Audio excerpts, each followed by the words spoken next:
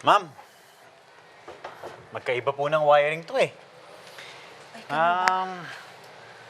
Kailangan ko makita yung manual, ma'am.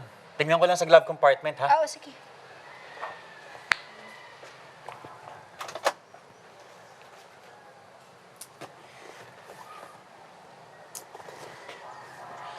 Ma'am, wala po dito eh.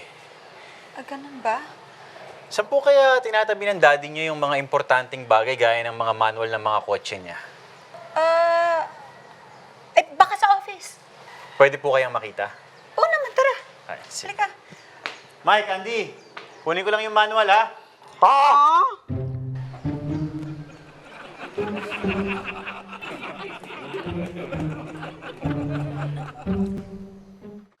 Halika, pasok ka dito.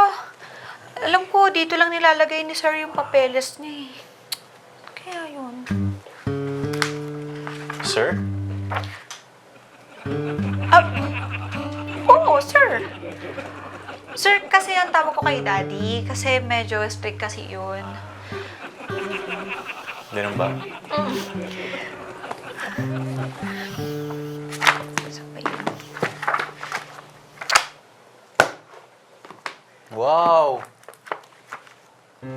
Ang saya naman. Ang dami niyong photos, oh. Ay, ba't parang wala ka dito? John, ano kasi, ako yung nagpicture niyan. Kaya wala ako dyan. Sa photo studio? Kasi photography kasi yung course ko. Kaya, ayun, ako kumuha sa kanila. Ang ganda ng wedding photo ng mommy at daddy mo, eh, oh. Wow, ganda. Wala ka? Alam mo, wala nga ako niyan. Kasi nung araw na yan, nag-aaral pa ako ng culinary arts sa States. So, wala ako talaga dyan. Wow, sa Hindi ako States pa? mabuto, oh. Sayang Culinary? nga Akala ko photography. Oo nga. Yun nga, kasi nagpo-photography ako sa mga food. Ako yung nagluluto. Ako na rin yung nagpipicture para makatipid-tipid, diba? Maganda yun. No?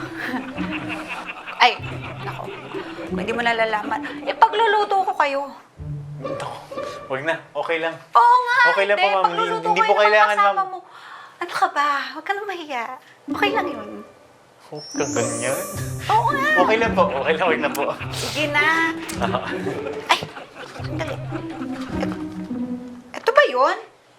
Tingnan mo nga. Ayan ba? Ay, ito nga po. Ayun.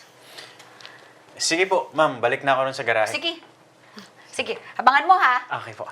Pagluto ko kayo. Ay, Diyos ko. Luto? Anong sila pagluluto? Ay! Alam ko na. Magpapadeliver na lang ako ng pagkain.